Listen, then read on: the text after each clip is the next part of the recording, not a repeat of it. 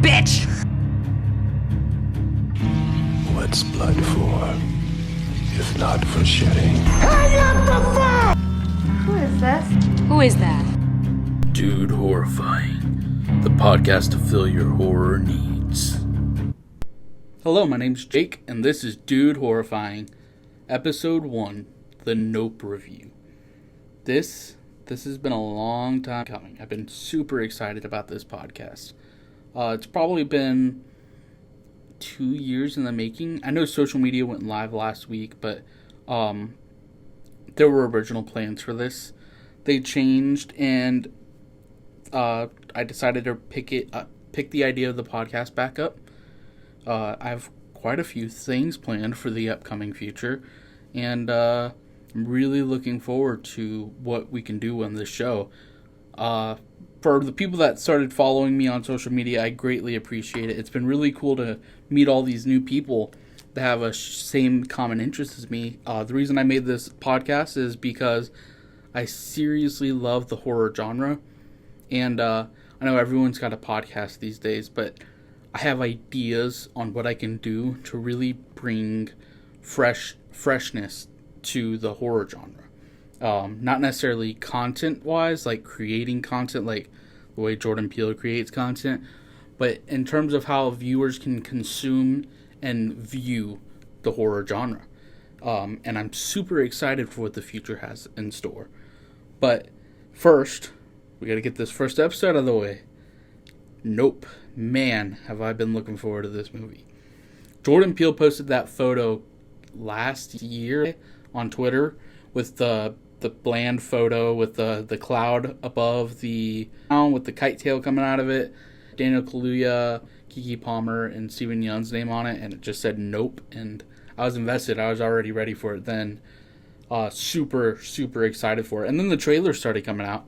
And the trailers, I mean, they gave nothing away. The trailers, they did a fantastic job at showing us what we thought the movie would be, but not giving anything away. It was really well done. Because I remember watching the first trailer and going, I don't know what that fucking movie's about. The second trailer comes out and you kind of get a better idea. And the more trailers that started trickling through, the more and more you got to understand just the basics of it. Because you still don't know. Man, I finished this movie and we sat for 30 minutes digesting it. But like you're picking out like all the little intricate things, like the meaning, the definitions, like what this meant, like what did this define, and it really is an intricate movie. And I'm so happy with how the movie ended out. It was fantastic. So this review is going to be broken up into two parts. I'm going to start this off with a non-spoiler review, going over some of the basics. I want to talk about the cast, because the cast in this movie is fantastic. And then I want to kind of talk about how I felt about it, some of the things that I don't want to spoil anything, but I'll talk about how the messages play into it and how strong and evident those messages are in the story. And then I'll tell you how I rate it. And then I'll go into a spoiler review where we talk about the big spoilers in this movie, and there are a ton. So if you have not seen this movie, I will tell you when the spoilers come, please do not stay on, because you should witness this in person. 100% you should witness this, not through a podcast, not through a review, not through YouTube. You should go see this movie or wait for it to come out on streaming or Blu-ray or whatever. First, I want to talk about Get Out and Us. I want you, the viewer, to know how I feel about those movies, because then you can tell how much of a bias there is with this one and how I feel about this one. So I saw Us first. I saw Us before I saw Get Out. And I saw Us after it came out on Blu-ray in September of 2019. And my first viewing of Us was an experience that I wish I could do again, because I fucking loved it. I thought Us is one of the best horror movies I'd seen in a long time in 2019. I thought there was a lot of a lot of action, a lot of genuinely scary things. I thought they blended so well together. The underlying message was there, and it was iconic. Like, when you think of an iconic horror movie, you think of Halloween, Nightmare on Elm Street, Friday the 13th, and they all have iconic killers. Freddy Krueger with the striped sweater and the fucking glove and his fedora. You think of Jason Voorhees and the hockey mask. You think of Michael Myers and his William Shatner mask. Us has that iconic killer in it. It's got the red jumpsuit, the leather glove, and the gold scissors. But the best part about it is the killer is you. And I thought that was just such a fun takeaway from Us. And Us really is one of my favorite movies. It really is one of my favorite movies. And I like it more than Get Out. It might be because I saw it before Get Out, and maybe my expectations of Get Out were different. But Us is fantastic. Now, going into Get Out, I saw Get Out just after I saw Us. I was so infatuated with Us and what Jordan Peele had done that I had to see Get Out. And Get Out was another one that I absolutely, seriously loved. I remember finishing it and being like, wow, that's a well-crafted movie. The way that everything is pieced together. And I noticed with Get Out and Us that when you rewatch them, there is so much that you missed initially watching the film that when you are rewatching it, you go, oh, that makes sense. I get that now. One of the things for Get Out is, and if you haven't seen Get Out, cover your ears for like 30 seconds, I don't know. But in Get Out, they get pulled over, and the cop wants to see Daniel Kaluuya's character's identification, and his girlfriend protests it and says that the cop is racially, what's the word? He's got a prejudice, right?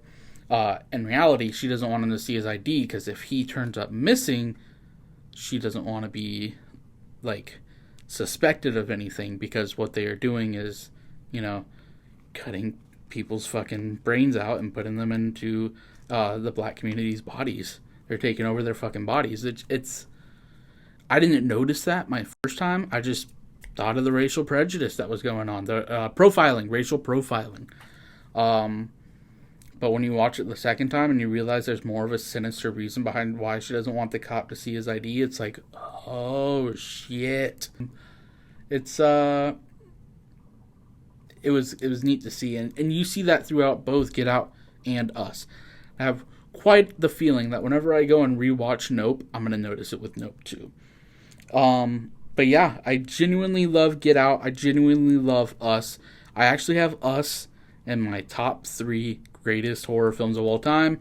Everyone can shame me. I don't care. I have it at number 3. I think the only movies I have ahead of it are The Silence of the Lamb at number 2 and The Thing at number 1. And I know that's probably extremely controversial. I don't care. That's my opinion. Us is that fucking good in my opinion. Get Out is also that good, and it's in my top 10. I believe I have it at number 7. I'd have to go recheck, because I have this, I keep it written down for my own sanity. And, yeah. So coming into Nope, I was extremely excited for what Jordan Peele had planned. And today, had a 4 p.m. showing, IMAX, the 2D experience is what they called it. Showed up, picked up a drink, because the local AMC has the McGuffin's bar, or whatever it's called. And I got the Bad Miracle, which is this awesome blue margarita. They actually do a really good job whenever they do these drinks that coincide with movies that come out. And they had a lot of drinks for Nope. I was actually beyond impressed with their menu. My buddy that came with me got the Out Yonder, and that was also super fucking good. If you're over the age of 21 and you're at the theater watching Nope, try them out, man. They're fucking good. But beyond that, let's get into the review. So Nope stars Keke Palmer as Emerald Hayward, Daniel Kaluuya as O.J. Hayward, Steven Yeun as this character named Ricky, it goes by Jupe though, and Brandon Pereira, I hope I didn't butcher his last name, and he's Angel. And pretty much the base story, without giving anything away, is that Emerald and OJ are brother and sister. They experience a tragedy, and they fall on hard times. They're trying to get money. And so OJ one day is outside and witnesses something in the sky. Doesn't know what it is, but he wants to get it on camera. Because they think if they can get it on camera, they can become rich. So what they do is they go to a local Fry's Electronics, and this might show my age, but I did not know what Fry's Electronics was till this movie. I had to Google it, found out it was like an old version of Best Buy, but it was like UFO themed. That was pretty fucking cool. I guess they're still kicking around because this movie does take place in 2022. They reference at one point in the movie they reference a thing that happened in 2020, and no, not COVID.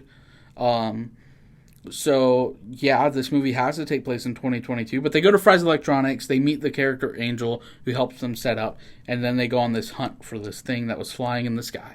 And that is the base review of, like, that is the base synopsis of this film for the people that have not seen it. There's nothing more that I want to give away.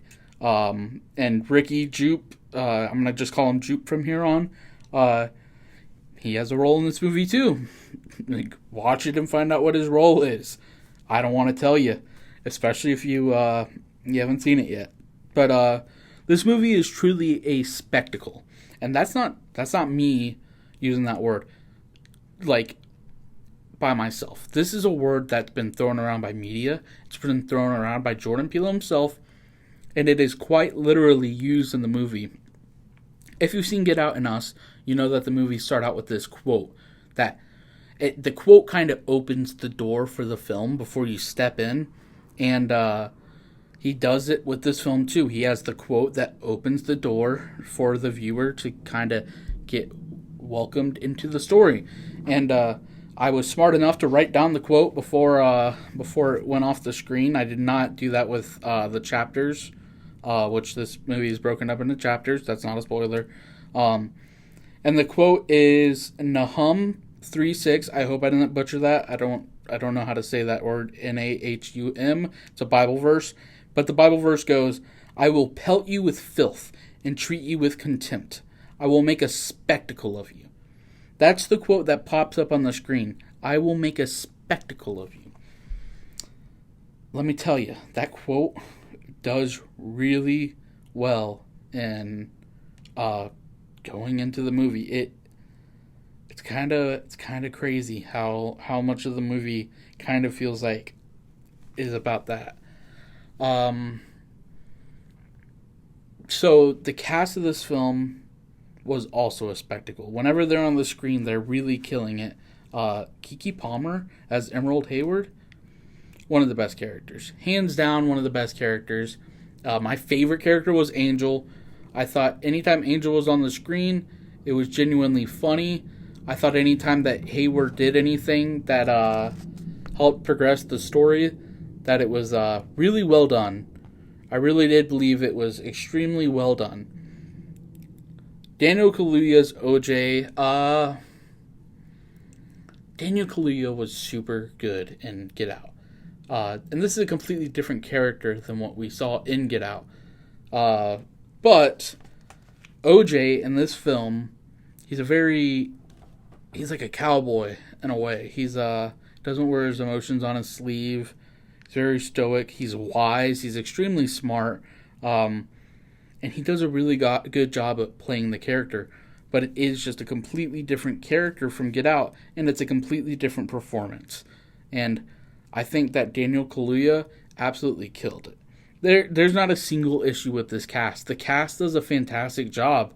There's not a moment in the film where I go, well, that's a little off. But that's the best part, is these characters feel real.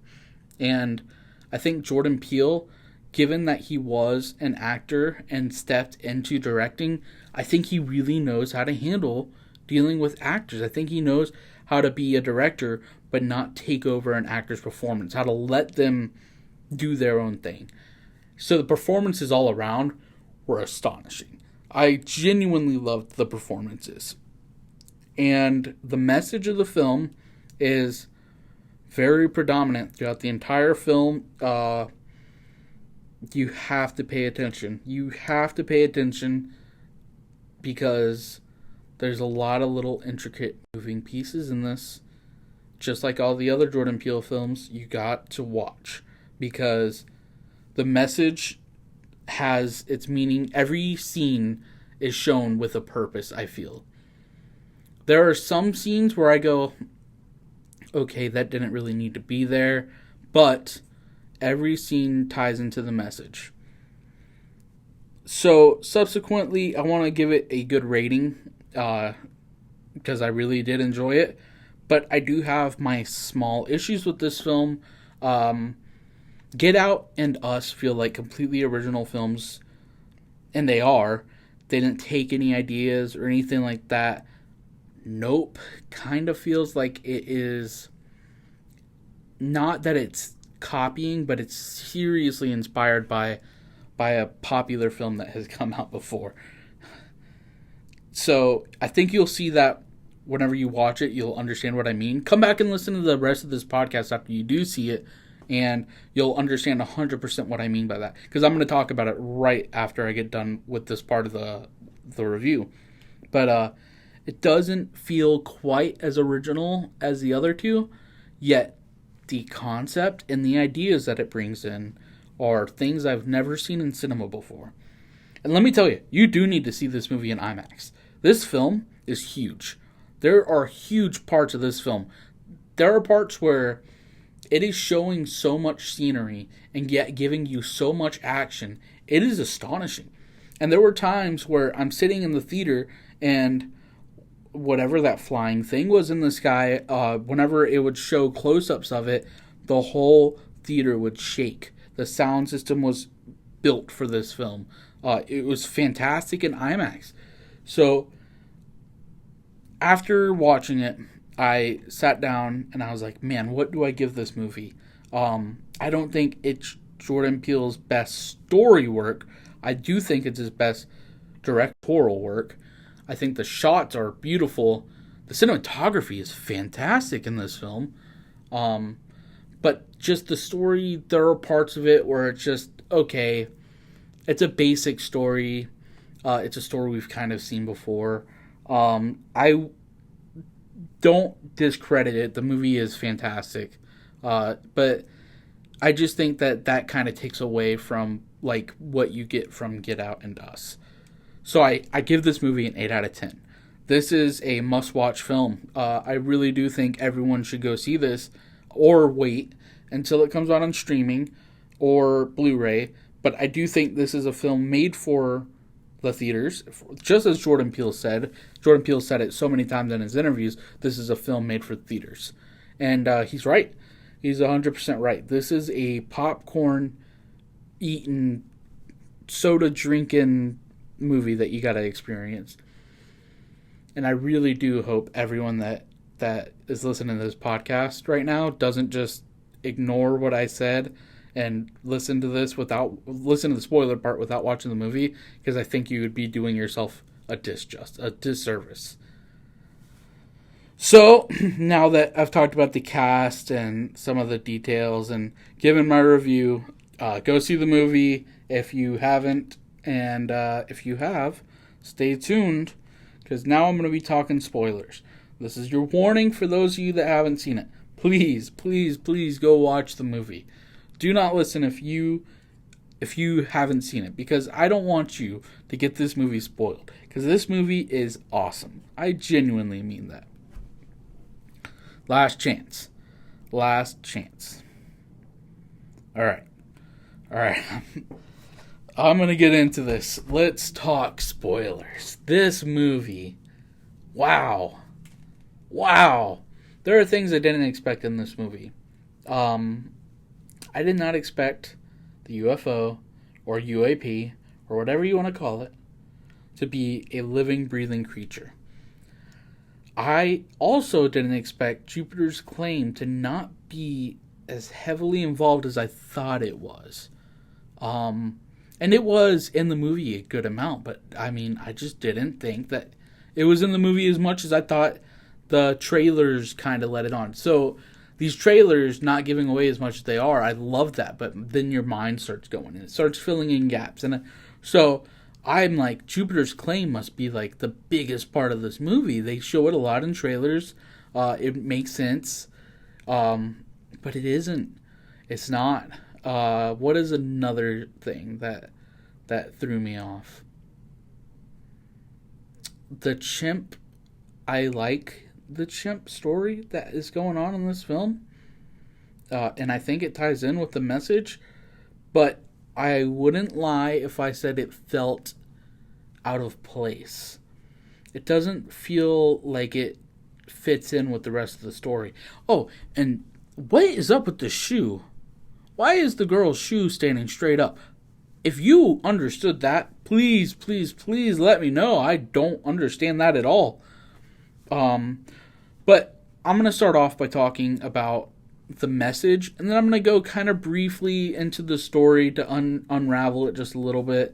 And I really want to get into the thick of what I really enjoyed about it, what I didn't really enjoy about it, what I thought were cop-outs, because there's a couple things I thought were kind of cop-outs. Watch it only be one thing, because now I can only think of one cop-out, but that's besides the point. The message of this film, I perceived it, and watch me be way off, but I perceived this film as talking about exploiting animals, exploiting people, exploiting creatures, exploiting whatever for profit, for personal gain. And you see that throughout the entire film. The film opens up and it's the Hayward Ranch. Otis Sr. and Otis Jr. Are working on the farm, or ranch, correction. I don't know if it's considered a farm or not. And Otis Sr. gets killed by a coin that flies through his eye socket. It's kind of fucking crazy whenever you see the makeup of Keith David, who it's awesome to see in this movie, but it's cool to see his makeup of him lying dead and seeing like the slit where the coin had flown through his eye that had fallen from the sky.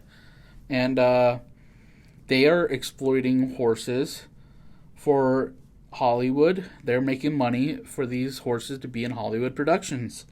And after his death, OJ takes up the mantle and they're filming a commercial. OJ and Emerald are. And OJ is exploiting this horse for profit, and this horse gets spooked and starts kicking, and the project fires him and gets a CGI horse because that's dangerous. And another part of exploitation in this scene is you see Keke Palmer focusing on making a profit for herself. She goes up there during a safety brief and talks about how she's an aspiring actress, or maybe she is an actress. She's a motorcycle enthusiast, which I thought was a complete cop-out. I thought throwing in that she is a motorcycle enthusiast was just so that later on in the film they could have her riding the motorcycle. I mean, there could have been more. That's all I'm saying. There could have been more with her and the whole motorcycle ordeal. But she is trying to get personal gain. And that's kind of what she does through this movie. Because there are parts of this movie where it's like, this story could, like, not be happening right now. But you guys are in it for your personal benefits, your personal, you know, you're in it for the profit, really. And you see that a lot in this movie. So yeah, they're in the beginning, and then it cuts after they get the fired from the job. They go to Jupiter's Claim, and Stephen Yeun's character is introduced, Jupe. And Stephen Yeun's character, Jupe, is Jupe was the name of his character in a movie called Kid Sheriff, because he's a kid actor growing up. And he's negotiating with the Haywards about buying the ranch. And then Keke Palmer is doing her own thing, which is, she brings so much energy, which is why she's the best character. But Emerald is doing her own thing. And she comes across the picture of the chimp on the wall. And you learn that Steven Yeun's character, Jupe, I'm just going to call him Jupe, gotta stop saying Steven Yeun's name. Jupe worked on a TV show with the chimp, forgot the chimp's name, I believe it was Gordo, something. And pretty much the chimp lost its shit. The chimp, again, a part of the message is getting exploited for money, for fame, whatever. But he loses it whenever balloons start popping, and goes ape shit ballistic and kills a bunch of people and fucks this one girl's face up a bunch. And yeah, that part was it was a little weird. I dug it a lot.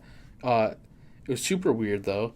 And it doesn't get explored until a little bit later in the movie. It kind of just goes over it, and you realize that that he was a part of it, that Jupe was a part of that incident, and yeah, it's a little weird. It's a little weird. But Jupe's character is really cool. I think that's whenever you realize that Jupe is fascinated. He's obsessed with this idea of a spectacle. Because Jupe watches this chimp kill everyone from underneath this table, and yet he can't keep his eyes away from it. He couldn't stop witnessing the spectacle. It really was something to behold, and I think that gave him trauma as a kid seeing that, and yet it gave him this weird fascination behind it, which is what inspires him to do what he does whenever he starts feeding the UFO horses. So that is the reason why Jupe is buying the ranch, is Jupe has been buying horses from Hayward's farm to feed the UFO. He's feeding it, and it comes every Friday, like Urkel. The alien has a sweet heavenly voice, like Urkel, and he appears every Friday night, like Urkel. And it eats, because it's a living being. And he thinks, just like the audience thinks, is that it's a normal alien. Like, there's aliens on board of a spaceship. Daniel Kaluuya, or OJ and Emerald, they go home, back to the ranch. And that night, OJ goes outside after Ghost, I believe the horse's name was, runs off to Jupiter's claim. And whenever he goes to try to get the horse back, he sees the alien. And he sees the UFO fly by. And he goes, holy shit, I can't believe what I just saw with my eyes. So he goes and he tells his sister, Emerald.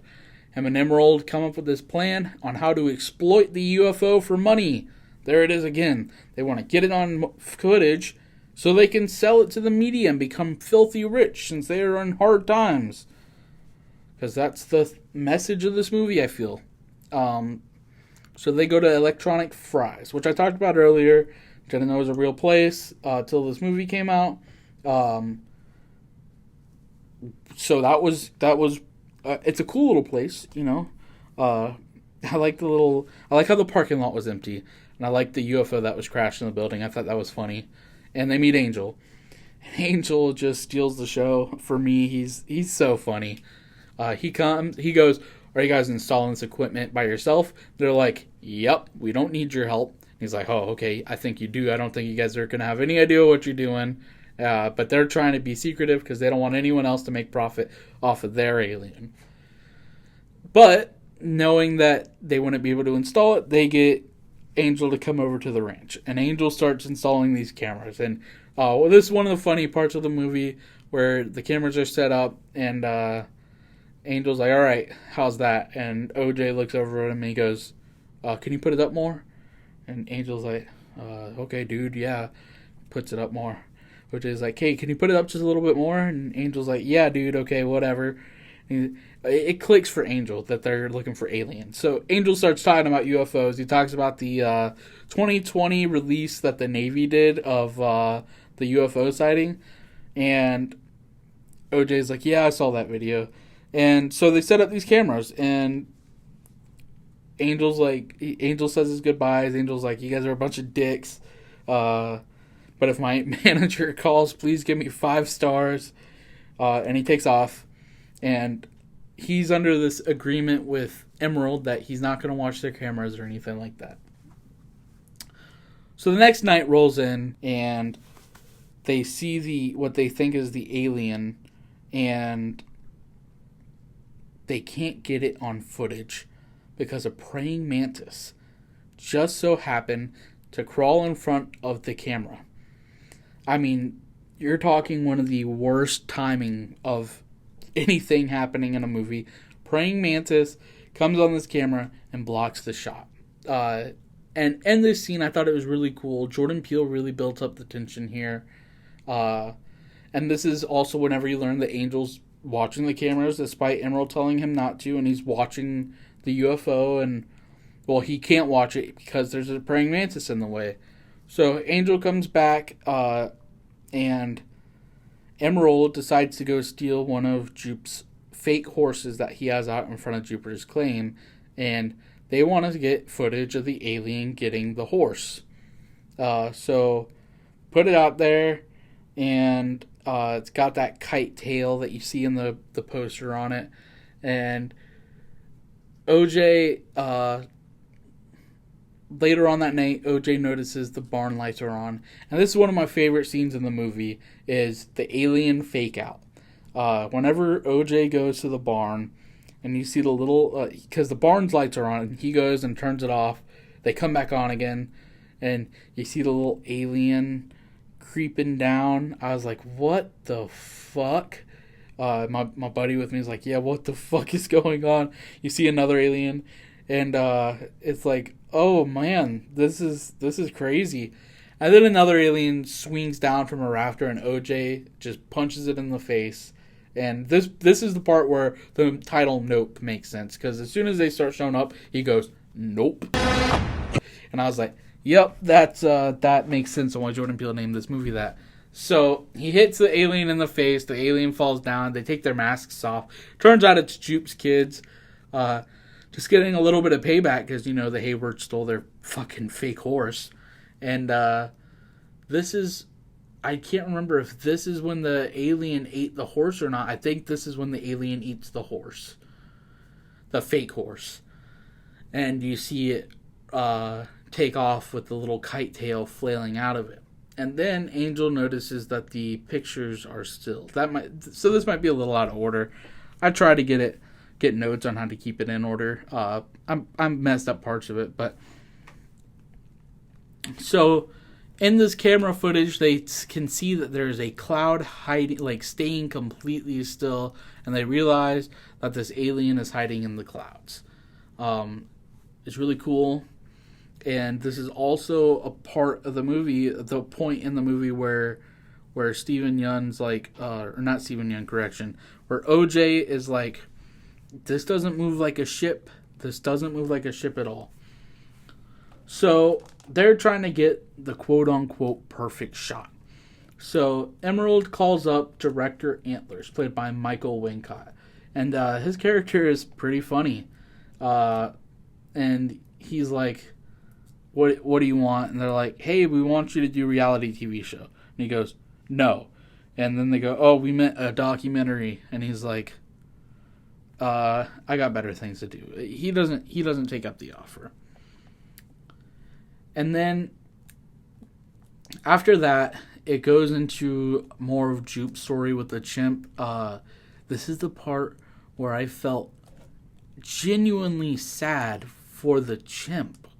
Because the chimp kind of gets out of its rampage, and it realizes what it's done, and he takes his hat off. He's wearing a birthday hat, and he takes it off, covered in blood, but he's sad, and he sees Jupe and comes up to Jupe, and he's trying to calm Jupe down. I think he puts out his fist for the fist bump that they talked about earlier, and that's when you see the chimp get its heads blown out, and it's kind of just not. I didn't like that part. I was like that because I started to feel bad. I was like, it's just an animal that started reacting the way it did because it's in its nature, and you gave it too much sensory. You know, you gave it too much too many things going on, stimulation, too much stimulation happening at once, and then the balloons popping just sent it into a frenzy. And I just felt so terrible. And then Jupe, the little kid that played Jupe, did a fantastic job. The kid killed it. You could see the horror in his face, the fascination in his face. You could tell this is something that's fucked up, and it was a spectacle. There's the word again. It was a spectacle. And that is when the story starts to go ape shit crazy. So, Jupe goes to the Star Lasso show, where his co-star from the TV show that got fucked up by the chimp is there in attendance. This is a part where I genuinely didn't understand why she's there. Why she was there in the first place, other than to have people question what the fuck's going on in the trailer. Because it served no purpose, in my opinion, to have her there. Like, you would have been better off having the chimp kill her. Like, there was no fucking point of her being at the Star Lasso experience. But she's there. There's a decent amount of attendance. I think this is the first show that he's doing. He does go over to the Hayward farm and he's like, check out my Star Lasso experience. So I think the shit that OJ saw happening on that Friday night at the beginning of the film was just him testing and feeding the horse. And this is the actual first time that he's going to do this in front of the crowd. Because had he done this before, after the crowd gets eaten by the alien, I feel like people, if they had seen the show before, would have been like, oh yeah, Jupiter's Claim, there's kind of like this UFO show that happens on Friday nights, and then the police be like, oh, okay. So I don't think they did a really good job of saying that this was the first show, but I'm pretty sure this is the first show. And Jupe's out there. He's got Lucky the horse inside of this clear glass thing, and he's talking about how he saw a UFO with his family, and it starts clicking for the audience that he bought the horses from Hayward's ranch so he could feed the UFO. But he thinks they're just normal aliens. And he has really cool merchandise. And let me tell you, I want one of those alien plushies. They are fucking awesome. And yeah, this is when the movie goes apeshit. Because the alien eats everyone. And it is insane. There's a scene inside of the alien where you see this dead, decayed horse, and you see this woman getting swallowed, and I'm genuinely like, what? This is a part of the film before you find out that it's alive, and it's like, am I seeing the inside of a creature? Is that what's happening right now? This looks like an esophagus. And then almost immediately after, this big storm comes, it's raining, and that's when the big reveals start happening. This is another one of my favorite scenes, is the UFO goes above the Hayward house, and because of the horse, the fake horse that it had eaten earlier, it gets sick. And it pukes out everything that it had eaten, just like how a normal person would puke, or an animal would puke if it eats something it's not supposed to. So it's raining blood onto the Hayward's house. And it's not only just blood, but it's like coins and keys and all this other shit. The shit that came out of it earlier that killed Otis Sr., Keith David's character. So that part was genuinely super cool. I kind of thought of, whenever I saw that, I thought of the elevator scene from The Shining. The doors opening up, the blood flowing out, filling the hallway, moving the furniture. That's exactly what I thought when I saw this scene. I was like, oh, okay, this is kind of homage to The Shining, in a way. And I was like, that's super fucking cool. And then it comes over OJ's car or truck and spits out the horse right through the windshield. One of my favorite jump scares in this film. This is a jump scare that did get me. I was like, oh, shit, that was good. That was good. Sound design was excellent. The way it was executed is excellent. Jordan Peele does a really good job in this film of building tension and capitalizing on it. I think he's mastered that part of filmmaking. Another reason why he's at the top of the chain right now.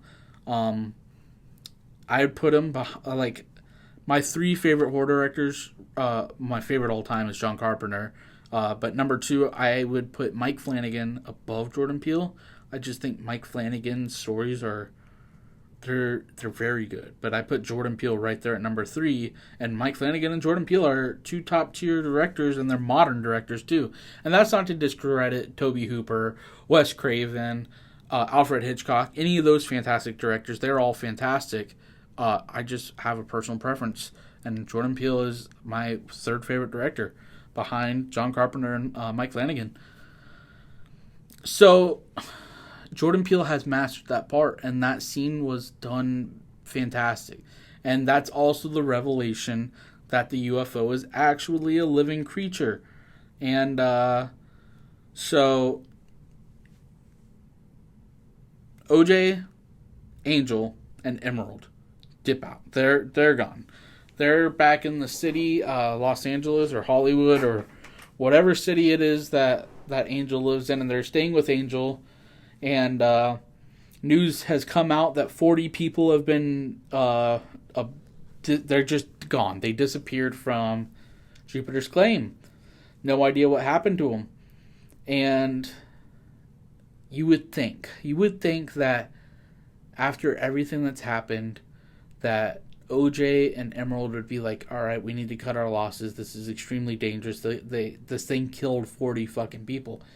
But no, this is where the movie kind of loses me, but not so much to the point where it's not enjoyable. But it's like earlier in this film, and the way that Jordan Peele has described this film is that if you put anyone from the black community in a horror movie, they go nope, and they do that. They do that earlier in the film. They do it multiple times throughout the film. Yeah, nah.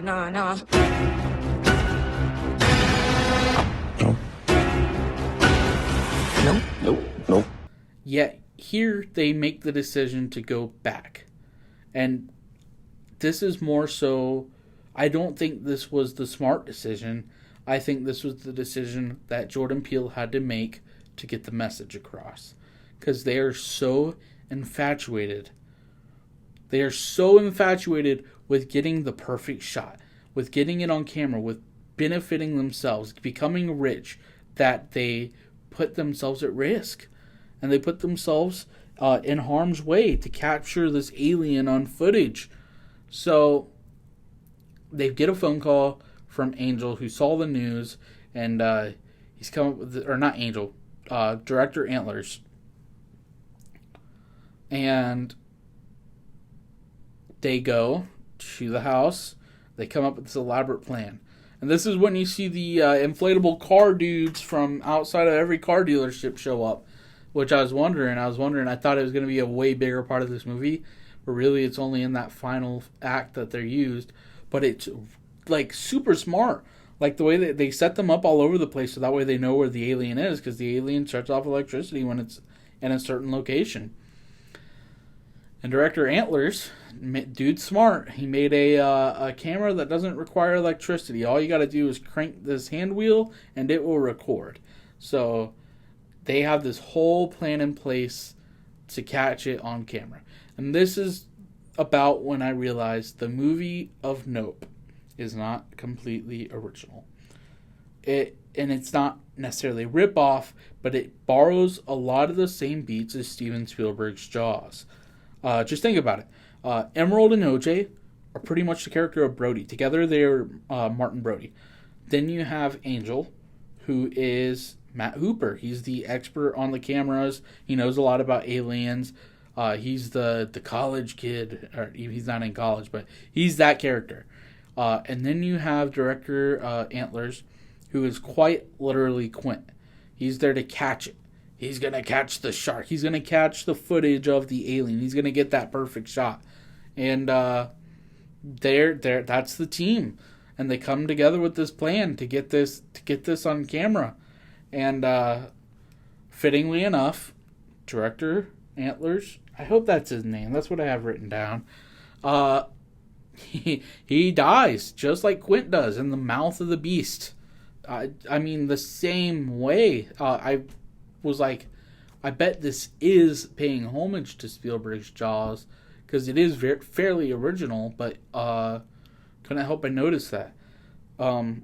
That final act is truly spectacle. It's one of my favorite parts of the movie, seeing that giant UFO.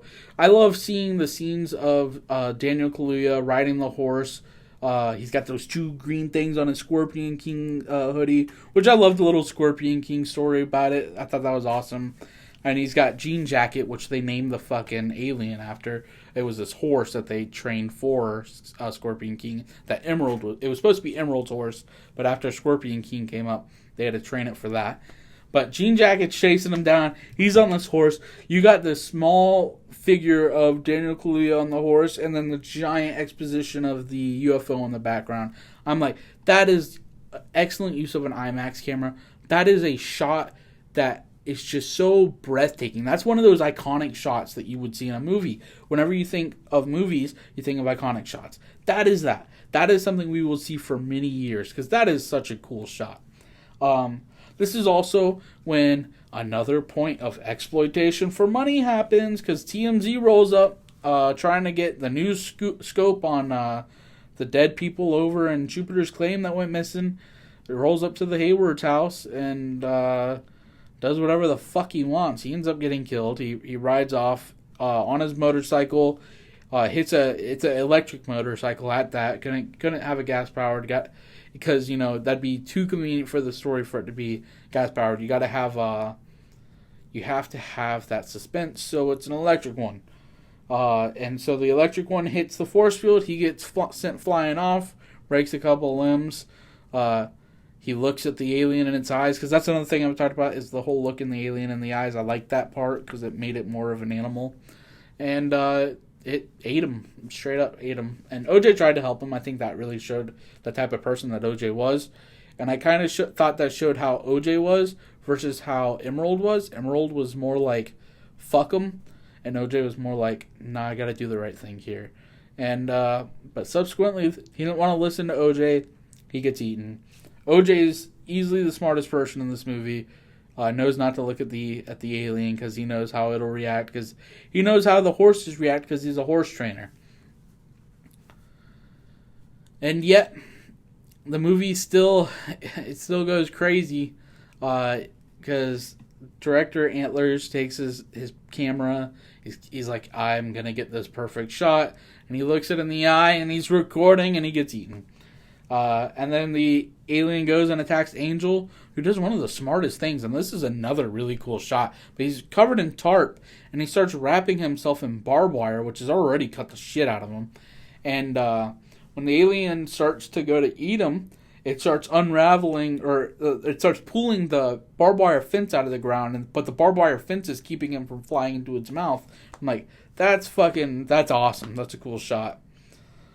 And then the alien, it has OJ on one side, Emerald on a motorcycle on the other side, and OJ's drawing the alien away from Emerald. Emerald takes off on her motorcycle, drives all the way to Jupiter's Claim, crashes the motorcycle, unleashes this inflatable jupe at the beginning of Jupiter's Claim, and takes the jupe's jangles, puts him into the well, and gets a photo of the alien. The balloon ends up blowing the alien up, subsequently killing it, I think, and it's revealed that OJ lived, and that's the end of the movie. And it was seriously enjoyable. I did enjoy it a lot. I thought it was a lot of fun. I thought, what better film to bring to cinemas, and especially in IMAX, than this film. This film absolutely nailed all the beats you would want to see in a horror film, especially one on this scale. Jordan Peele shows again that he is at the top of the line of the director chain. I think he's right below Mike Flanagan right now. They're both fighting back and forth for who's the best. And for those of you that are listening that maybe don't know who Mike Flanagan is and are going to defend Jordan Peele to the death, gotta check him out first. Gotta check out Mike Flanagan. He is he's very talented. And so is Jordan Peele, and it's not me taking a dig at either one of them. I just think that Mike Flanagan's just a little bit ahead of Jordan Peele right now. But Jordan Peele has once again shown that he is the horror king. He knows what he's doing here. like I said, I feel the cop-outs were that giving Keke Palmer or Emerald the little bike line thrown at the beginning is why they could have her ride the bike later on. I feel like they could have had a scene of her riding a motorcycle maybe to the ranch or something. They didn't do that. That's okay. What other cop-outs were there? Angel kind of felt at times like he was the cop-out. Like, there were times where the way he was written was just like, oh, they're going to use him as a cop-out to help figure out this situation. But, I mean, he is written really well, and he definitely belongs in the story, so it made sense. Subsequently, I hope everyone that's listening at this point has seen it, and I really hope everyone enjoyed it. If you did, let me know what you thought. Like, I want to know what you thought about it, without giving spoilers, because that's not cool to the people that haven't seen it. Tell me what you thought. Tell me if you liked it. Tell me if you hated it. Tell me what some of the messages you took away from it were. I really thought that this movie was pretty fucking good, and I look forward to Jordan Peele's next project. I really do look forward to that. I really look forward to all their projects. They're all fantastic actors. Everyone that worked on this film is a fantastic crew. Jordan Peele, man, oh man, he is just on top of it. And from this point, talk a little bit about the podcast. I thank everyone for tuning in. I thank everyone for the follows, the likes, everything has been so awesome to see this past week.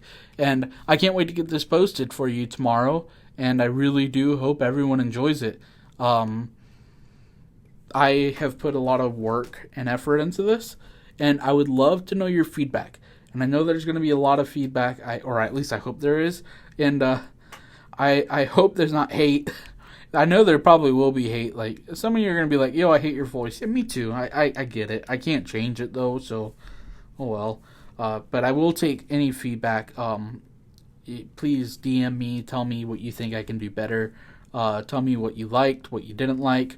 I will tell you, next week's episode is pretty cool. I have the creator of 1282 Avalon Comics coming on. It's a small indie zombie apocalypse comic book, and we're going to talk about it. And I'm really excited about it. He's going to be my first guest. I'm a big fan of the zombie apocalypse genre. I think it's a subgenre of horror. I'm a big fan of The Walking Dead. A big fan of Night of the Living Dead. Movies like that. I'm a big fan of the comics like that because, Walking Dead's based off a comic. And so he sent me the first issue. I read it. I thoroughly enjoyed it. I really did enjoy it. He's got a Kickstarter right now on his Twitter, and he's trying to raise money for Volume 2 or Issue 2. So if you're hearing this and you want to check it out, please go do it.